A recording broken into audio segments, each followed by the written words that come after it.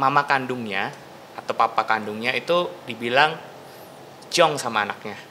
Jadi waktu di hari H tuh di pernikahan tuh papa mama kandungnya tuh nggak boleh hadir di pernikahan. Katanya nanti dampaknya buruk lah buat anaknya. Menurut Cici itu hal itu lumrah apa mungkin ada mitos atau gimana, Ci?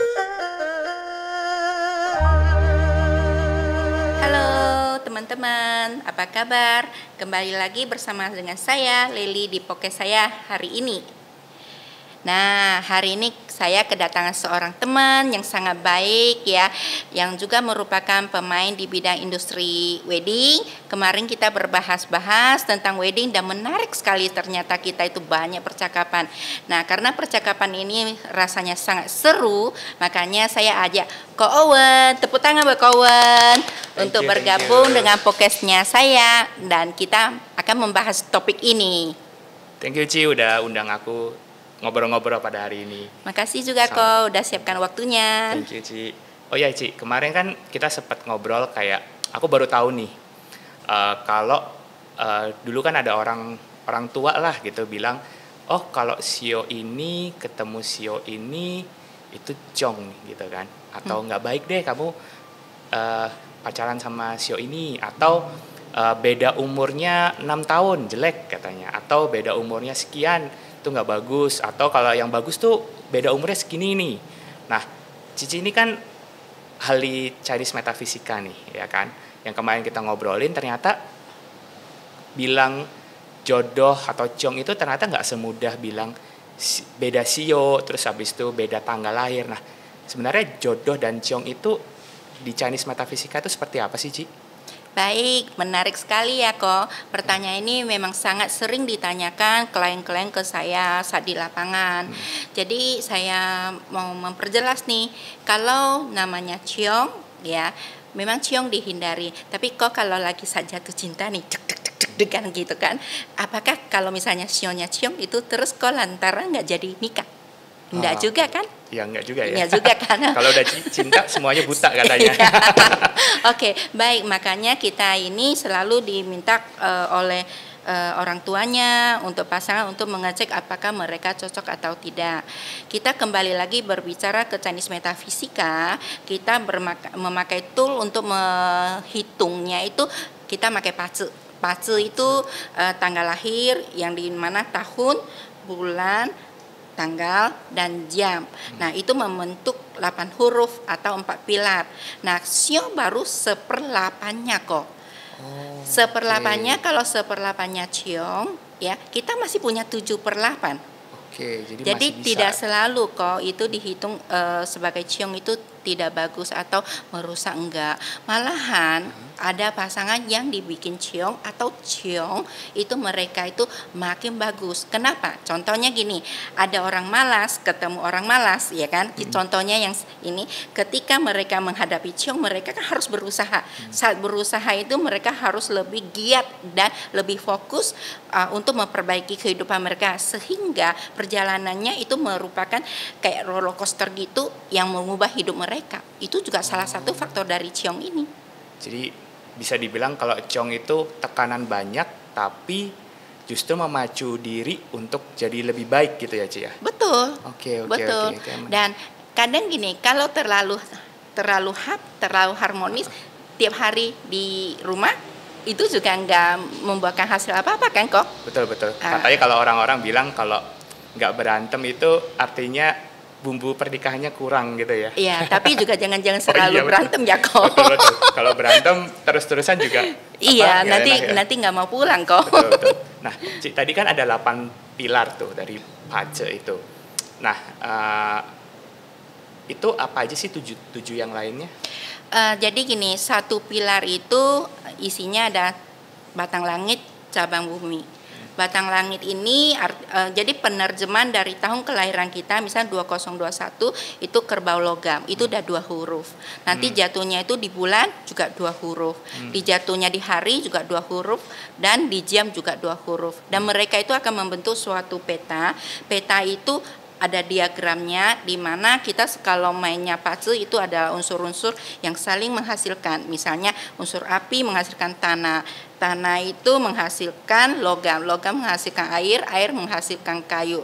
Nah, di sini kita disebut diagramnya itu adalah elemen teman, elemen output yang dihasilkan, elemen uang, elemen power, dan elemen input yang menghasilkan. Dari sini kita lihat kecenderungan orang ini diagramnya seperti apa. Dan kita akan menganalisa dia butuhnya unsur untuk menyeimbangkan atau menguatkan itu dari mana. Jadi setiap orang walaupun 8 huruf ini kok dari tanggal 1 umpama sampai ketemu tanggal 31 Desember, 1 Januari sampai 31 Desember itu ada 1 juta pola. Wah, banyak banget nih 1 juta pola. Nah, tadi kan Cici jelasin tuh yang pola-pola tadi. Ada unsur apa? Kesehatan, terus mungkin kekayaan misalnya, harta misalnya, terus ada unsur yang harmonis dan lain-lainnya. Nah, mungkin apakah jodoh itu kita bisa dapat semuanya? Dan tadi misalnya saya pingin harmonis nih, terus aku pingin rezekinya juga bagus, terus habis itu kekayaannya harmonis, kekayaan, rezeki, terus kesehatan bagus semuanya. Itu apakah kita bisa semuanya atau kita cuman salah satu aja yang baik kok. Kita kembali lagi berbicara puzzle itu tool yang satu lagi. Yang di sini juga kita mempunyai tool tambahannya itu Zhiwei Dousu. Zhiwei Dousu itu juga merupakan salah satu pola untuk menganalisa manusia. Seperti yang dari Zhiwei Dousu itu kita mempunyai 12 sektor. Dari sektor diri sendiri, lalu sektor saudara, sektor pasangan, sektor anak, sektor keuangan, sektor kesehatan, sektor perjalanan atau travel, sektor teman, sektor karir, properti, pola pikir, dan orang tua. Jadi dari setiap sektor itu interaksinya itu keluar satu sektor. Misalnya saya ketemu kawan, contoh sederhana saya ketemu kawan. Dari kita berdua dikombinkan, apakah kita ketemu sektor yang ke karir atau kita sektor ketemu keuangan. Kalau ke karir keuangan kita cocok nih sebagai partner usaha. Tetapi kalau bicara pasangan itu jatuhnya ke sektor pasangan, ke sektor anak atau ke sektor perasaan. Kalau misalnya kita pernah nih kata orangnya jelek amat nih, orangnya moyong kata orang tidak ada gunanya. Tapi kenapa kita bisa cinta? Kalau dia jatuh di pola pikir, artinya kita bisa untuk dia segalanya kita korbankan. Tetapi kalau dia misalnya ciongnya di pola pikir selalu bertolak belakang kok. Ya, jadi misalnya saya ngomong A, kok ngomong B. Selalu berargumen. Gitu. Tetapi itu juga tidak selalu jelek. Dia pasti ada sektor yang bagusnya di mana. Ketika sektornya itu ada di bagus di mana, nah kita analisa orang itu perlu dinetralisir atau diseimbangkan atau ditambahkan melalui tempat tinggal, melalui anak, melalui orang-orang yang berhubungan. Jadi kita tidak selalu diciptakan hanya begini aja. Tapi manusia harus berusaha dan selalu berusaha untuk mendapatkan yang lebih tepat lagi. Oke, jadi kita nggak boleh nyerah lah intinya ya. Maksudnya kita diberikan kemampuan untuk kita bisa merubah situasi juga gitu. Iya benar kok. Kalau misalnya kita bisa dibilang bahwa tanggal lahir kita merupakan garis tangannya kita atau suratan nasib, tapi kita juga diberi tools bagaimana caranya kita untuk meningkatkan. Jadi tidak berserah, tidak berserah atau tidak pasrah begitu aja kok. Satu persatu kita nambah, misalnya ya kita nih contohnya porsinya seperti gini. Kalau kita tambah dikit, nambah dikit, ya kemungkinan besar kita terkumpulnya sedemikian. Tapi kalau misalnya kita dikasih porsi demikian, tapi kita nggak mau berusaha, dia juga bisa seperti menurun lagi kok. Betul. Karena tidak dipakai, tidak kita usahakan lah istilahnya pemberian dari Tuhan gitu. Iya benar kok. Jadi yang analisanya kita, kalau kita kerjanya sebagai konsultan, kita menganalisa segala sesuatu kembali ke merekanya dan kembali kalau Tuhan mengizinkannya. Tadi kan Cici juga ngomong yang Zhiwei Dousu itu kan ada beberapa sektor, kayak ada sektor pertemanan, sektor keluarga, sektor saudara, sektor orang tua. Waktu itu saya pernah kalau waktu di pernikahan ya pada hari H itu mama kandungnya atau papa kandungnya itu dibilang ciong sama anaknya. Jadi waktu di hari H tuh di pernikahan tuh papa mama kandungnya tuh nggak boleh hadir di pernikahan. Katanya nanti dampaknya buruk lah buat anaknya. Tapi kalau waktu saya lihat kok kasihan ya, maksudnya mama kandungnya atau papa kandungnya ini kok malah nggak menyaksikannya gitu. Nah, menurut Cici itu hal itu lumrah apa mungkin ada mitos atau gimana, Ci? Mungkin terlalu ketat dalam memegang tradisi tersebut kok. Kalau misalnya saya sama anak saya selisih usia 6 tahun itu disebut ciong. Tetapi ketika anak saya ingin menikah, ya, saya nggak bisa dikategori sebagai ciongnya buat anak karena saya melahirkan anak tersebut. Jadi orang tua nggak bisa dihitung seperti demikian. Itu pertama. Kedua, apabila ada ciong seperti beginian, tugasnya konsultan adalah mencari hari bagus untuk mengharmoniskan ciongnya ini kok. Oke, jadi istilahnya kita bisa menetralisir ya. Bisa mencarikan hari yang bagus. mengkombinasikannya kok. Oke, nah kita ngomongin hari baik tuh. Tadi Cici ngomong kita kalau ada hal seperti itu kita harus bisa cari hal yang baik. Nah kita percaya sih pada dasarnya semua hari itu baik nih. Tapi berdasarkan case metafisika itu hari baik, jam baik itu seperti apa sih, Ci? Ya, baik. Menarik sekali kok. Wah, kalau membicarakan tanggal baiknya seperti beginian, panjang sekali kok. Oke, yang singkat aja, misalnya kayak ada klien saya kan kemarin nih mau merit nih, mau nanya dulu nih ke ahlinya tentang tanggal baik, jam baik gitu. Terus mereka bilang yang penting kasih tanggal lahir, jam lahir, habis itu kayak keluar nih kamu nikah tanggal segini ya. Nah, apakah kayak seperti itu atau? Iya, memang sebenarnya mencari tanggal ya tidak seperti yang kita membuka almanat. Kalau misalnya zaman dulu ada buku yang tebal, kok masih ingat kata orang itu tongsu, tongsu serba tahu, buku serba tahu, serba bermanfaat ya. Kita buka beginian aja langsung dicarikan. Itu juga sebenarnya benar kok. Itu mencari hari yang bagus, tapi hari yang bagus kita harus ada perhitungan ke manusianya kok. Contohnya gini, sekarang lebih canggih lagi nih di handphone sudah ada aplikasinya. Di sini kita bisa scroll, kita mau hari ya kok, bisa hari IPO, hari beli mobil, beli tanah, kita juga bisa hari merit, kita juga bisa hari perceraian juga ada kok. Ingin cerai juga ada. Perceraian kan buruk tapi ada hari baiknya ya. Iya, ada.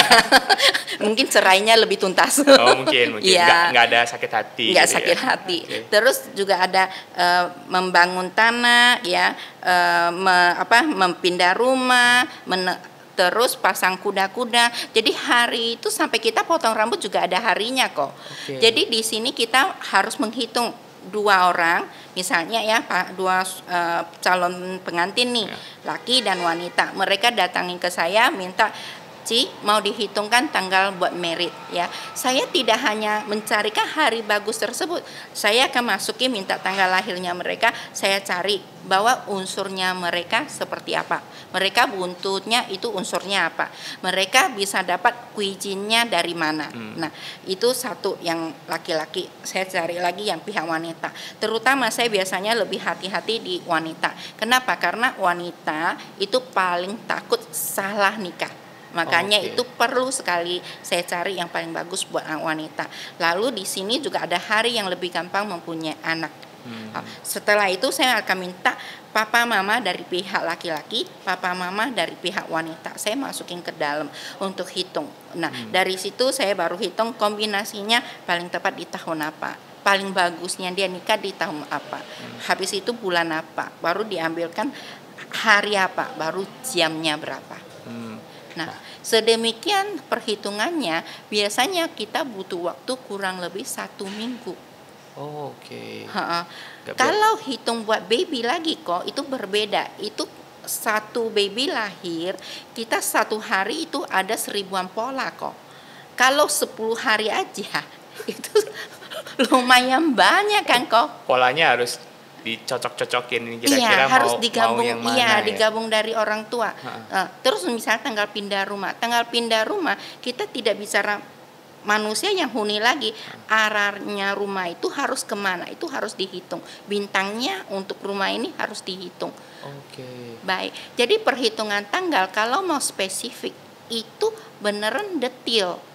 Oke, daripada nanti kita ngasihnya ngasal, malah apa yang diharapkan oleh teman-teman kita yang tanya sama kita malah nggak bagus gitu ya, Ci? Iya, benar Oke. kok. Nah, ini ngomongin kedetailan nih. Waktu itu kan aku pernah konsultasi ke Cici nih.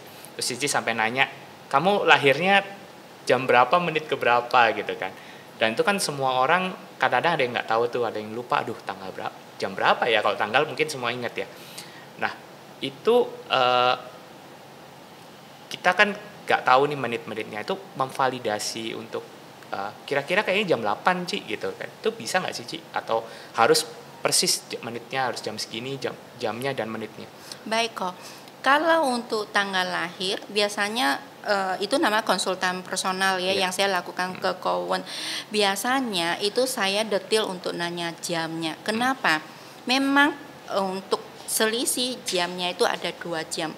Kalau kita konsultan, kita berhitung bukan sebagai jam lahir yang tertulis di kertas, tetapi kita harus patokannya di jam solar. Misalnya jam di Indonesia, jam solar matahari pas tengahnya itu bukan jam 12 loh kok. Oh ya? Iya, sebelum jam 12 kadang udah tengah. Oh. Nah, jadi dari sini kita akan dihitung kurang lebihnya jamnya di mana. Terus misalnya ya kita jam 9 ke jam 11 itu kan ada range-nya itu Betul. satu waktu. Tetapi ada di sini ada kuatnya bintang utara atau bintang selatan. Jadi saya selalu ngasih waktunya itu di range-nya misalnya jam 9.15 sampai jam 9.45 saya kategori 1. Oke, jadi masih ada safe zone-nya lah istilahnya. Benar. Oke, 30 menit itu paling safe. Oke, tapi ya Iya, lumayan tidak banyak ya 30 menit. Kalau kau lahirnya di 8.45 ya, saya kadang-kadang harus cross check 1 jam setelahnya atau sebelumnya. Oke, jadi lumayan rumit ya buat intinya klien saya bilang kok lama ya untuk, kan aku pernah kenalin ke Cici ya waktu itu ya. Iya. Terus klienku nanya kayak kok lama sih ngitungnya gitu kan. Iya, soalnya aku kan waktu itu juga bilang kalau konsultasi ke Cici itu nggak cuman kelihatan angka, tapi emang benar mendetail sampai jam menitnya. Terus kalau range waktunya juga tadi yang Cici bilang sektornya dilihat juga orang tuanya gimana, lahirnya gimana, apakah terus validasi dulu apakah ini benar gitu kan. Nah itu jadi klien aku ternyata juga baru sadar, oh ternyata sebegitu detailnya ya kalau kamu mau dapat hari yang bagus gitu ya. Nah, misalnya tadi kan Cici ngomongin tentang range nih. Tapi kan nggak semua orang bisa nikah di hari yang bagus. Kita kalau ngomongin pernikahan nih, kita kan harus ngomongin tentang kalau yang Kristen ke gerejanya kita harus tahu dulu nih tanggalnya. Oh, bisanya kamu cuman hari Sabtu ya gitu. Terus jamnya jam 10. Padahal waktu kita hitung di tanggal itu jam segitu nggak bagus. Bukannya nggak bagus sih, tapi ada yang lebih bagus jamnya gitu kan.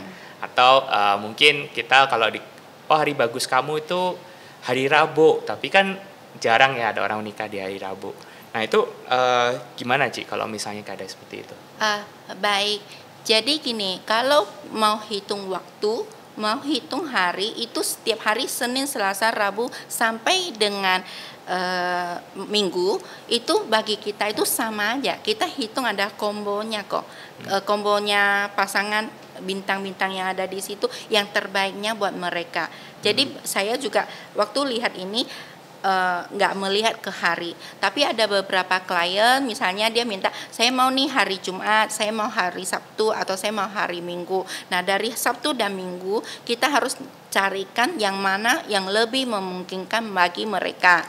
Lalu kok biasanya kalau merit itu selalu antara konsultan sama dengan klien kita itu harus komunikasi. Mereka inginnya seperti apa? Ada misalnya yang yang bagi mereka yang Katolik mungkin Prapaskah mereka nggak boleh. Betul. Ya, lalu misalnya bagi yang Chinese tradisi itu lebih nggak maunya itu di bulan 7 hantu. Itu juga nggak mau, atau di pertengahan tahun juga nggak mau. Jadi untuk hal ini kita mesti mengikuti mereka. Atau di daerah Jawa mereka Selasa nggak mau, kita juga ikuti mereka, tetapi kita berusaha mencari hari yang paling bagusnya adalah di kombinasi ini. Betul. Terus kita habis itu kita udah dapat nih harinya, kita cari jamnya. Yang dimaksud kok di sini kalau jam, kalau mereka merit ya di Sumatera selalu maunya subuh. Oke. Iya, di Jakarta dan Jawa itu maunya ya lebih pagi supaya semuanya bisa dandan lebih cantik ya kan. Habis itu baru ke gereja. Ya, nah, saya selalu berusaha carikan range dua waktu yang bagus, dari misalnya ya jam 9 itu sampai jam 11. Jadi jam 9.15 mereka boleh ke pihak laki, ke pihak wanita mereka ketemu. Nah, itu disebut jam ketemu. Habis itu kalau misalnya ada yang melanjut kebaktian, itu juga di range yang bagusnya. Nah, ada yang misalnya jam 11 sampai jam 1.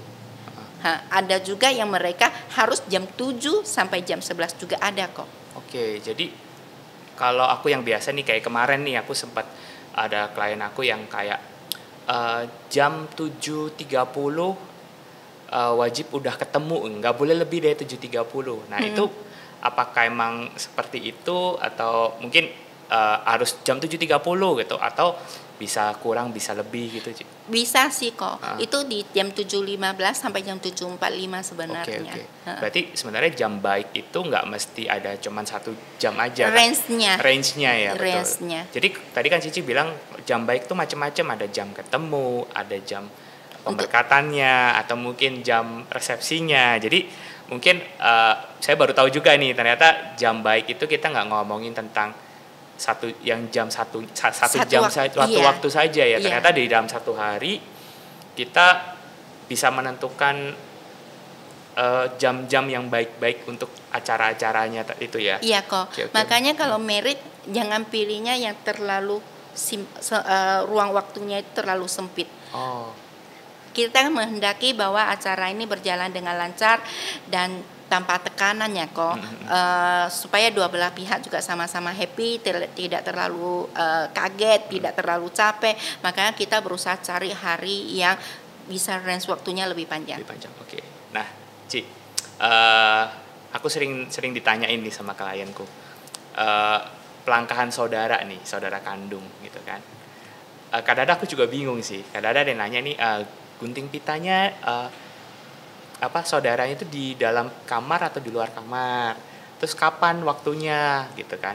Nah itu aku bingung. Kalau menurut Cici itu pelangkahan saudara seperti apa? Lalu kalau saudaranya ada yang jong nih, saudara kandungnya ada yang jong, nah itu seperti apa sih Ci? Ya, jadi kalau yang kami tugasnya konsultan untuk menghitungkan itu hanya ke orang tua, karena kita maunya itu selaras antara menantu sama mertua. Kita juga maunya selaras antara anak sama orang tuanya ya kan. Jadi kita nggak memperhitungkan lagi yang dibawa, yang mungkin ada tempat yang saudaranya banyak. Memang zaman sekarang saudara nggak banyak sih, tapi beberapa tempat masih bisa 10-an, bisa 8, 7, itu kan nggak dihitung total kok. Jadi kita tidak akan hitung bahwa itu ciong ke saudara. Karena kenapa? Paling simpelnya waktu pihak laki mau jemput ke wanita, ya, yang ciongnya itu dia nggak usah keluar aja kok dari kamarnya. Pada saat itu loh kok penjemputan atau pertemuan. Nah itu dia tidak berada di depan pintu untuk menjemput, itu sudah cukup. Oke. Setelah dijemput ya pihak wanitanya ke pihak pria, udah bisa keluar menghadiri pemberkatan bisa kok. Jadi nggak ada masalah itu. Untuk hal itu. Jadi seharian juga nggak usah dikurung lah ya istilahnya. Nggak perlu kok, kasihan toh kok. Ya kan nggak bisa turut berbahagia kan kok. Terus yang mengenai dilangkahin ini seperti Cece sama adiknya nikah dulu, terusnya cecenya masih belum atau koko ya kan. Nah biasanya sebelum hari pernikahan si adik yang ingin nikah ini dia memberikan sepasang atau satu set baju itu ke yang dilangkahin ya kan. Nah setelah mereka terima ya itu ditaruh di dalam kamarnya kan, kamarnya kokonya atau cecenya, kakaknya gitu kan. Terus pada saat hari nikah itu juga mereka tidak ikut menjemput juga, tidak ikut dalam penjemputan atau yang ditemuin. Jadi pelangkahan itu sebenarnya sebelum hari H pernikahan, Ji? Betul, sebelumnya. Bukan pada saat hari H-nya. Soalnya waktu beberapa klien aku nih pas penjemputan pelangkahan itu prosesnya waktu hari H-nya gitu kan. Ternyata sebenarnya itu sebelum hari H-nya ya. Betul. Dan kos sebenarnya kan cuma melangkahin, ya kan? Tapi kan boleh dia pertimbangkan cari konsultan Hong Shui, lihat tempat asmaranya, sektor pasangannya di mana, terus ditingkatkan dia juga bisa ketemu pasangan kan? Oh iya benar juga ya. mungkin kalau kita dihitung kakaknya itu cecenya atau kokonya mungkin di hari yang itu juga hari bagus juga buat dia gitu kan. Betul, iya solusinya tetap ada kok. Betul. Jadi memang kita nggak bisa selalu bilang yang tua itu nikah lebih awal karena kita nggak tahu bintang asmaranya, sektor pasangan itu kan ada yang cepat, ada yang lambat. Oke. Jadi ya mungkin tenang aja ya untuk yang dilangkain, jangan merasa bahwa aduh kok ini dilangkain ketutup ya, enggak ketutup kok. Cuma mungkin adiknya lebih cepat dia itu menemukan pasangannya lebih cepat, dia lebih cepat untuk beranak. Tetapi kalau kita namanya jodoh, baik kita di usia muda, di usia tengah atau di usia tua, yang penting kan bahagia kan kok. Betul. Semua juga pasti mau bahagia ya. Benar. Kalau misalnya nih Ci, mereka persiapan perkawinan nih, itu kan pasti mereka akan menentukan tinggalnya juga di mana gitu. Nah, apakah tempat tinggal masa depan mereka nih, misalnya rumah masa depannya gitu, apakah pengaruh juga ke sektor mereka juga? Gitu. Oh ya, benar juga kok.